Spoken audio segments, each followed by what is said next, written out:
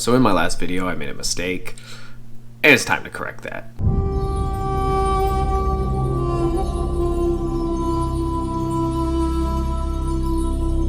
What's going on, guys? Slim here with a new video today, and today, guys, we're here to add even more decks to the top meta decks of this format.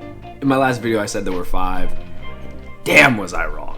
There is way more than that. There are just some decks that I can't even believe I didn't even talk about. I really thought I could condense it down to 5. It's just not doable.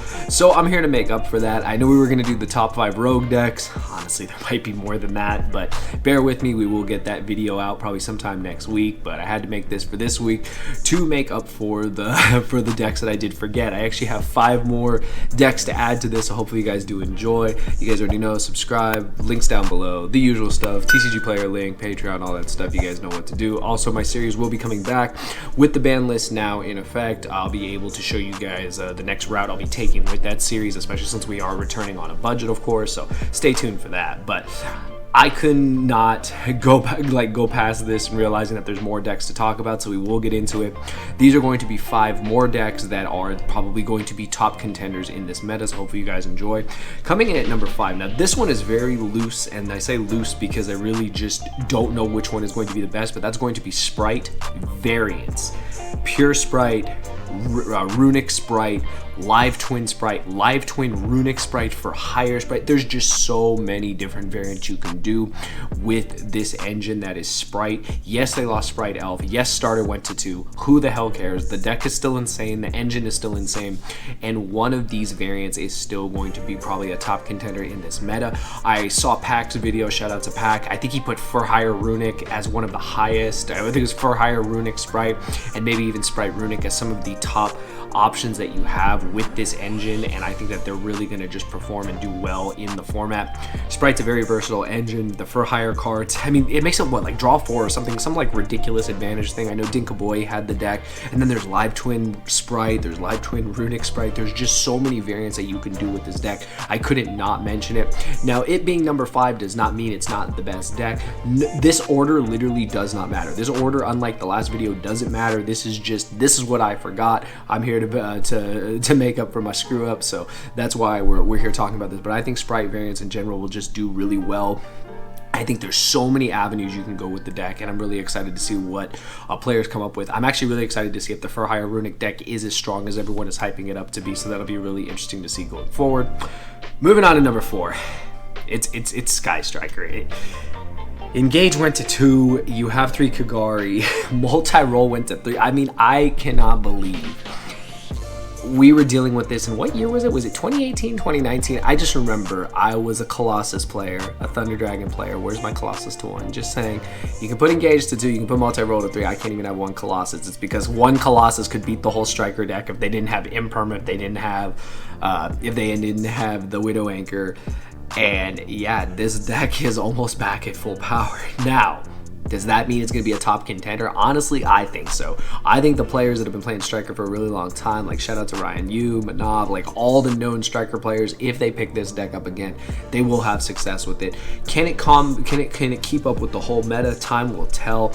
I know GGYGO, a shout out to Gary, has been talking a lot about the deck. I know he's an avid player of the deck, and I think the deck does have a lot of potential. You can splash it with other engines. I've seen players talking about Runic. I've seen players just using it as a sub engine, but I think Striker just by itself is going to be a top contender. Will it win events? Honestly, I don't know. If we see Striker win nationals this year, I'm done. Like, I'm literally just done, because how many times has that happened over and over again? It was in the finals last year. What was it? Sword Soul versus Striker. Absolutely crazy. It'll be interesting to see what happens, but I had to put Striker on here. Engage to 2, 3 multi-roll. The deck is almost back at full power, and it's insane. It's honestly just insane. What's missing? Like, drones is at 1. Hopefully it never comes back to more than 1. Like, they don't need that much help, so it'll be interesting to see. But yeah, Sky Striker I got coming in at number 4, just for more decks that are going to be in the meta. Like, it's undeniable. The deck is like infamous, and it's like forever. Does that mean Engage can come to 3? I honestly don't know. Like, I even got choked up there. I can't even think about it. The fact that you can thrust into Engage is pretty crazy too. Just think about that. So yeah, Striker coming in at number 4. Coming in at number 3, another deck that just won't freaking die, Dragon Link. Dragon Link got Bystials and plays Bystials the best. because they're dragons and they're big and their bodies and they're just perfect for Dragon Link. And Dragon Link is a deck that will not die. Seal Pass is still insane, and the deck can just do wonders. Like the fact that you can main deck the Bestials not only to be a counter pick to the meta, like against decks like Mathmech, against decks like Branded, against any decks that play Light and Darks that you can just banish and summon for free. It just is like a tool for their whole engine. Borland is absolutely insane. I played against it on Master Duel, and I know it's Master Duel, but I haven't played against Dragon Link in the meta in a long time. But playing against Borland is like crazy. That card is insane. You don't have a Kaiju or a way to outfit, it can be really frustrating. So yeah, I think Dragon Link's gonna be insane. I remember my boy Clifton played that deck, and that deck was insane. I think he played it at Nationals or whatever event it was. But yeah, I think the deck is really strong, and I think in the hands of the right pilot, similar to Striker, the deck can go far. So it'll be really interesting to see what ends up happening going forward with that. With that being said, coming in at number 3, I still have Mathmech. Shout out to my boy Kyle. He's been on a tirade with that deck. Now I know Circular went to 1, consistency went down. However, they still have 3 Silent Mining, 3 Small World, and the 1 copy itself. They still have, what is that, 7 copies? If not, there's more ways to it. I think you can search it off one of the XYZs. Don't quote me, I don't know the deck, I've only played against it, and it was crazy. I honestly think the deck is not dead. I think the deck still has a lot of potential. I think that in, again, the hands of the right pilot, you know, making up for the cards that were lost, replacing it with more consistency cards, I think the deck can do well. I think the deck was a sleeper deck last format, and I think that the deck did have a lot of success. I know Yassine topped, I believe, the last YCS Philly with the deck, so I think it's just a very strong combo deck that can do a lot of things. And again, in the hands of the right pilot, the deck can do things that other decks can't. I think that Circular, even, you know, just being at 1 is still, they can still access it. Just the consistency went down. They just have to find new avenues to get to it, or just combo into it, and they can still do other lines. So again, the deck will be strong, and we got my eyes on Kyle and other players to see if they still play the deck going forward, and it'll be interesting to see just how far the deck goes. But I had to put it on here because I feel it would be a disservice to count it out just because it did get that hit. While it was an important hit, I think the deck can still do wonders, so I'm not going to knock it out just yet. And last but not least, and I have played against his deck, and won 1 match and lost 1 match, and that deck is Rika.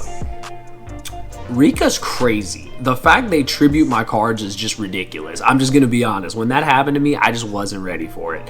I got field spelled, tributed into an oblivion, and it was nuts. The only match I ever won against them, I think it was because my board was just stronger than theirs, and they didn't open that strong. But that deck is like 1 card combo the deck. They just combo off so easily and just can do wonders with their minimal engine.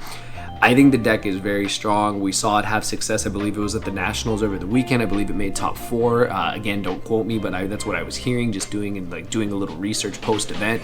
And I think the deck is just a sleeper deck that, in the hands of the right pilot, similar to a lot of these decks on this list, can do wonders. And don't sleep on the deck. I think Rika is a very, very strong deck. It's a deck that, since it really kind of came out, since people started playing it, it did win some events. It has seen a lot of success, and it just pops up like every regional, every event. If you're not ready for it, it just takes you by surprise. The fact they tribute away your cards is crazy. That whole mechanic is just nuts. There's nothing you can do about it. It outs like untargetable stuff. It can take away like your Tower S monster just by tributing them away, and I think that's crazy. I think, again, it's a deck that you shouldn't sleep on. It's a deck we should keep an eye on, and this format is so open that it'll be interesting to see what Rika does going forward.